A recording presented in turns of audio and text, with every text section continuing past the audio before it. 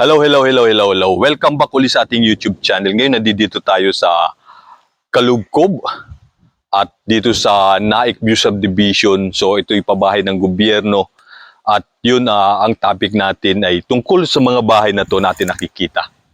Okay, so yung bahay na to, ang size ay 40, no? Yung laki, kabuuan na yan siya. So maliban kung nasa corner lot kayo, magkakaroon kayo ng excess na espasyo na yan. Depende sa excess na espasyo na yan. At yun, yung bahay na to, nagkakaroon lang siya ng 700 monthly sa loob ng 5 taon. So after 5 years, 6 hanggang 10 years, magiging 1,000 plus na siya yung magiging monthly. Tapos 11 to 15 years, magiging 1,000 plus, mga 1,700, 1,800, ganyan, no? Yung magiging monthly ng bahay na to. So yung the rest, aabot ng 2,000 hanggang sa babayaran natin yung total contract price ng bahay. At yun nga, ang kainaman dito sa mga pabahay ng gobyerno, walang equity. Wala kang babayaran equity. Walang deposit. Libre Meralco installation. Libre water installation. No? At syempre, sa unang taon na pagtira mo dito, hindi ka pa muna maghuhulog, no? Ng bayad sa bahay. Okay? So yun yung kainaman sa mga pabahay na to.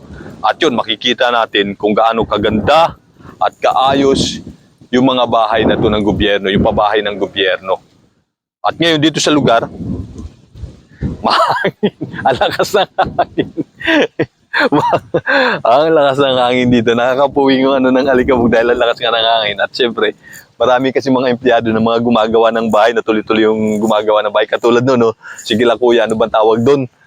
Bulldozer. So, dire-diretso yung gawa nila.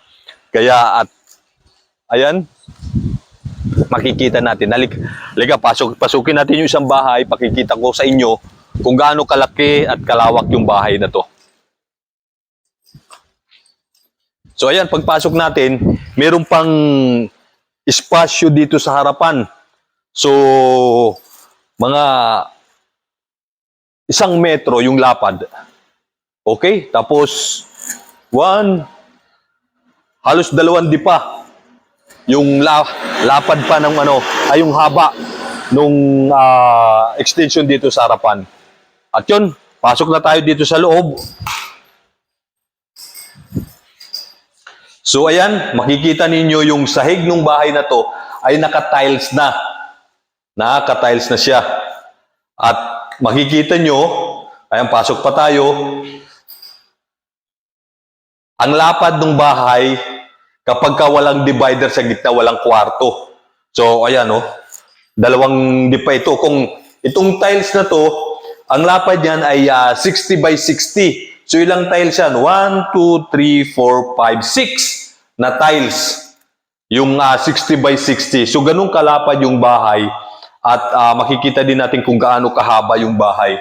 So, katulad nito, bilangin natin yung tiles 1, 2, 3, 4, 5, 6, 7, 8, 9, 10.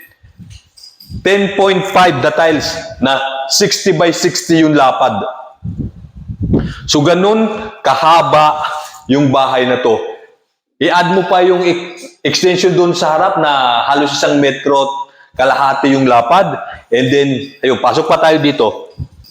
So, siyempre, meron din extension kapag dito sa likod. Ayan, makikita nyo.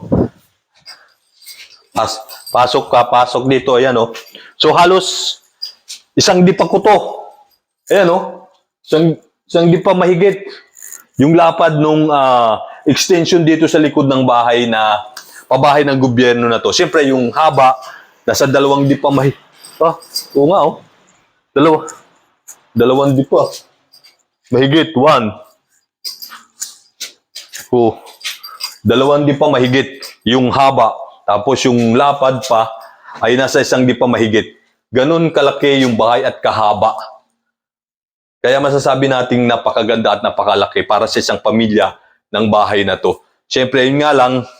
So dito, pwede na nating ilagay yung ating lababo, lutuan. Bahala na kayo. Pwede nyo rin gawing kwarto to. No? At isa pa, may pader na kayo. Kunti na lang yung ipapader ninyo para mabubungan, maging kwarto kung gusto nyo gawing kwarto to o kung ano man yung gustong gawin ninyo. Kung kunti na lang yung magiging additional ninyo na pader. At dito sa kabila na to, ayan katulad nito, doon sa kapitbahay ninyo, may pader na rin. So mga ilang pader na lang na patong nyo yan para may sarado nyo na magkaroon na ng privacy. No?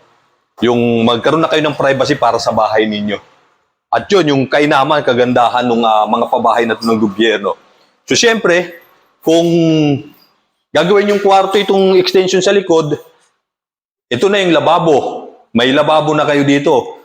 At naka-tiles na, tapos meron ng, tawag doon, hugasan. So tapos dito, may CR.